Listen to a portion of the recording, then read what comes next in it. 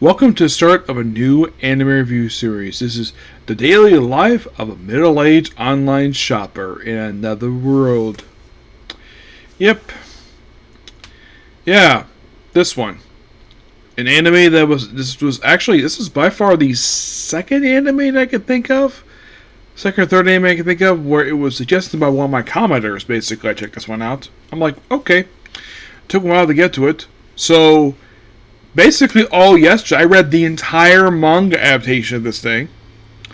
Yes, there is a light novel version of this, but it's on hiatus after only 3 volumes. While the manga has been completed after only 8 volumes, collecting a total number of 56 chapters and 3 bonus chapters.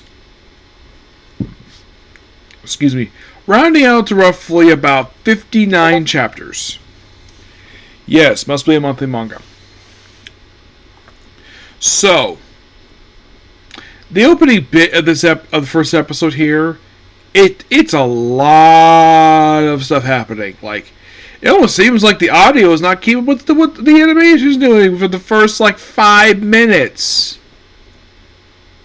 It's like, here's what happens. A main character whose name is Kenichi. You're thinking, wait, have you reviewed an anime where the main character's name is Kenichi?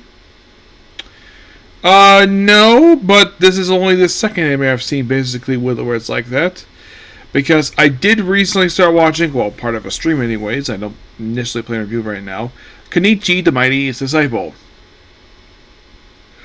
Though this character looks nothing like that Kenichi at all. He is Japanese, but he looks more like the main character from Headhunter to Another World.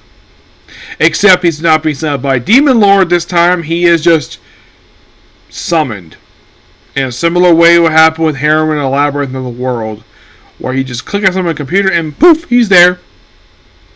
Yeah, basically started looking like he looks like some office job. He collapses, go to the hospital briefly, and then he's at the countryside to basically cool off. And like, oh, want me to summon? He somehow clicks on it, and then he's holding a tablet in one hand. Another one basically is holding herbs.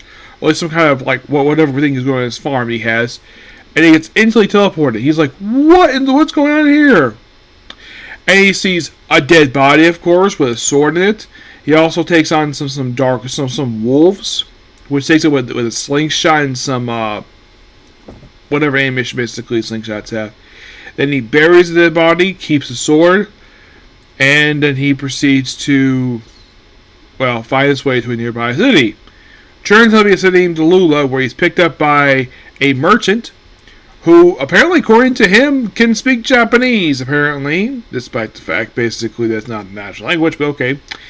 And then, of course, show off a particular item, which actives can play later on the episode. Basically, it's basically, it looks like a magic wand, but we're a little bit what it is. And we see a woman who also has an iron box too, who would basically magically summon a ukulele out of it. And by the way, these 2 characters, after this opening scene, are never seen again in the rest of the series. It's like they're just here, just bring them to the Lula. So then as soon as he gets there, he's like, oh, I'll become a merchant. Well, first, basically, he's got to get some lodging. Well, basically, first he sells the guy a bag of pepper. Which apparently, pepper is one of those, is apparently a spice. That apparently, there's these spice syndicates. Now, I heard that, I'm like, wait a minute. I've heard that term before. Spice syndicate. Yes. Believe it or not, I've heard that in Star Wars. In the prequel movies, there is a thing called spice syndicates. People have this thing called spice. It's a drug. Unlike here, it was basically actual spices. Yeah, it first popped up in prequel trilogy, and it's popped up in other stuff.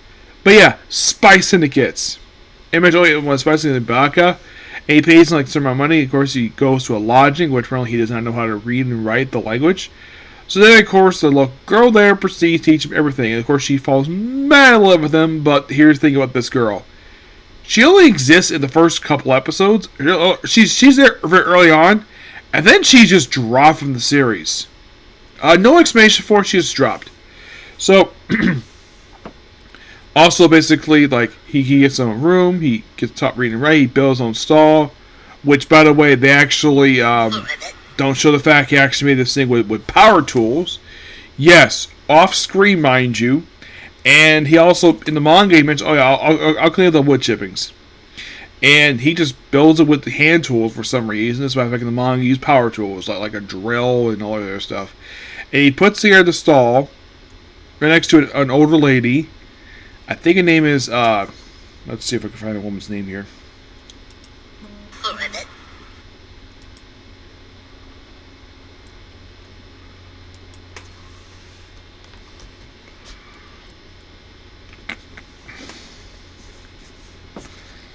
Let's see if I can find it here. So the worker, her name is Azila.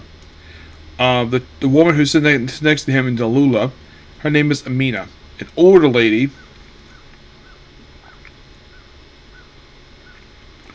Yeah, and of course he ends up he was suggested clothespins. Yes, clothespins. Now you're thinking, wait a minute. Yeah, by the way, I've seen two. I think the ones they show in here, the other ones where it's like a little piece of wood, you kind of squeeze it. I've seen those before. Yeah, my family used to have those when we actually hang up on our clothesline. We don't hang anything up clothesline anymore because we have a dryer. We did occasionally hit up clotheslines at my old house. So we did have the older clotheslines, and then when we squeeze, and then we have a maid just buys like 100 there for like a few copper. First she buys a few, and like 100 shows off to her mistress. Basically, well, a woman who does play a role in the series. Well, more importantly, she is a character who plays a role in the life of our main character. So, and then of course, like, and then all of a sudden he's like basically look up like, oh crap, there's a woman with purple fur. Yes, purple fur. I didn't know what the fur was when I was reading the manga because the manga did not mention her fur color. Here it's freaking purple. The outfits made the same. Yes, the outfits. This girl is later named to be Madre.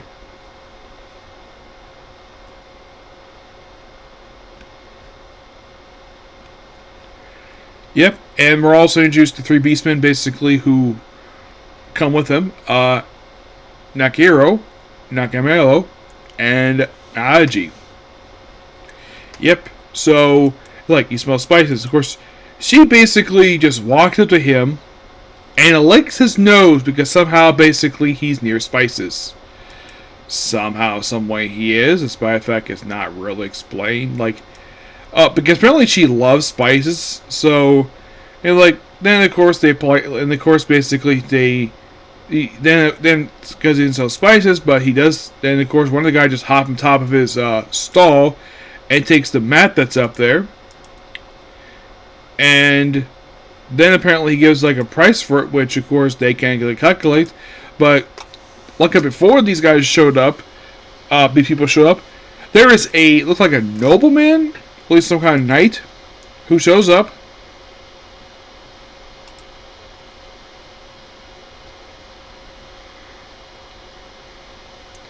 Who ends up buying like, oh, look at a knife. Then, of course, basically we have, well, buying a sword.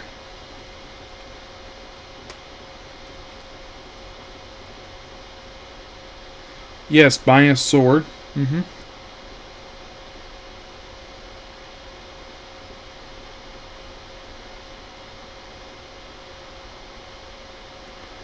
Yeah, a hunting sword, mind you. Yep.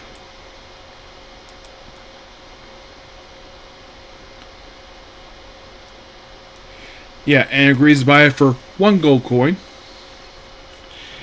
And then, of course, the next day they come back and, well, it's like, I can't sell you spices, but I can make you food spices.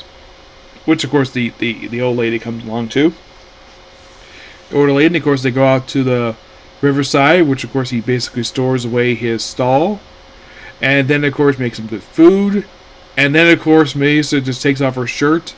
I mean, it looks like she's topless, but we don't see any, like, actual breast per se. And then, of course, they have spending the night there. And then, of course, the girl at the end wonders, like, you should spend more time with me than a beast woman. Azella, which, of course, basically, like I mentioned, she disappears. She is not really seen again after, like, the early portion of the series. Like, I don't remember her ever popping up, like, any point later on in the series.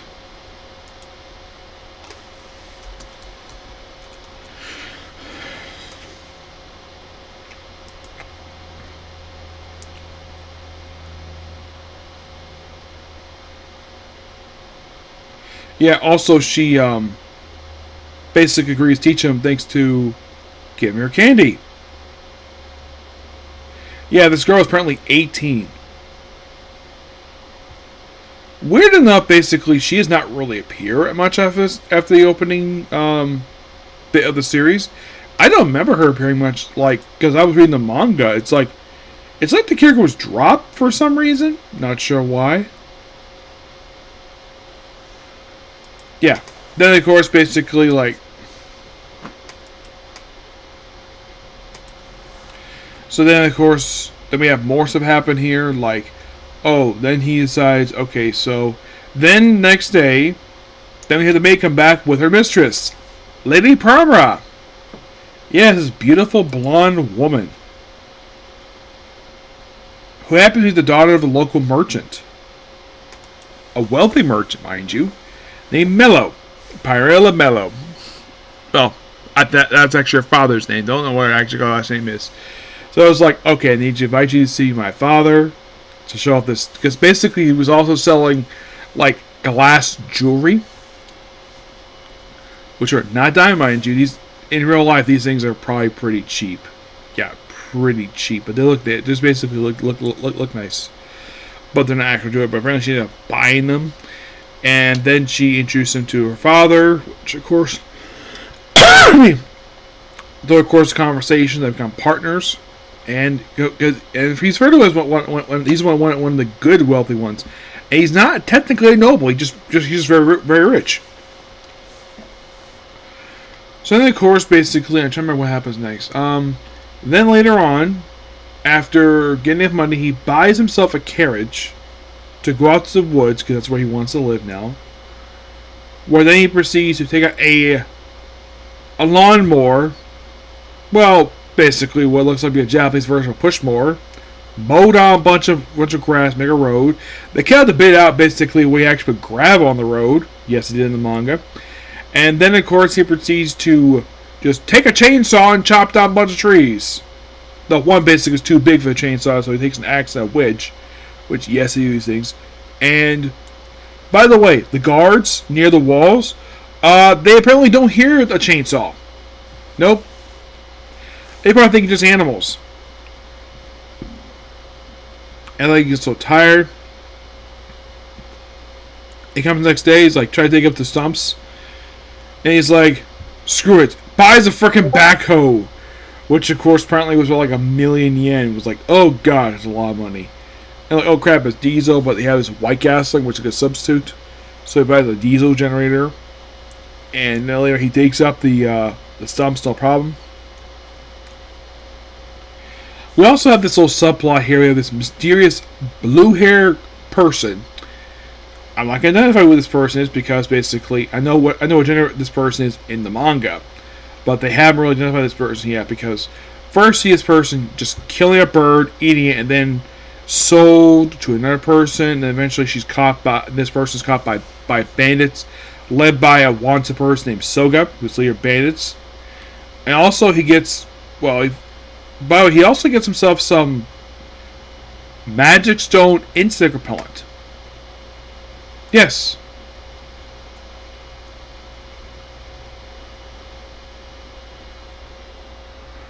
Yeah, it goes to a old man mage at a tool shop. He's like, oh crap, he's a mage, and buys insect repellent for him. And that's kind of the first two episodes. Really good here. I thoroughly enjoy this. Yes, and we have roughly just 10 more to go for this whole series right now.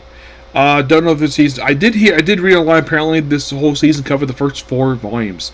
So roughly in 12 episodes, they adapted roughly 25 chapters. Yep.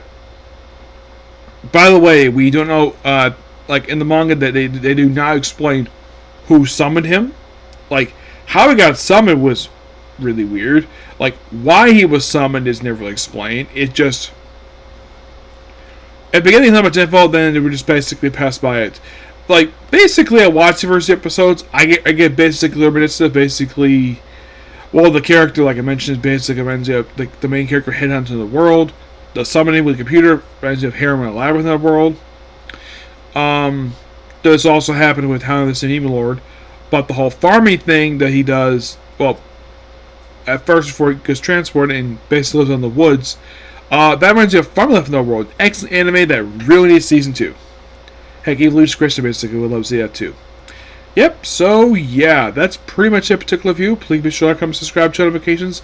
Next up, we have a Comic Corner. Okay, thanks you. Bye.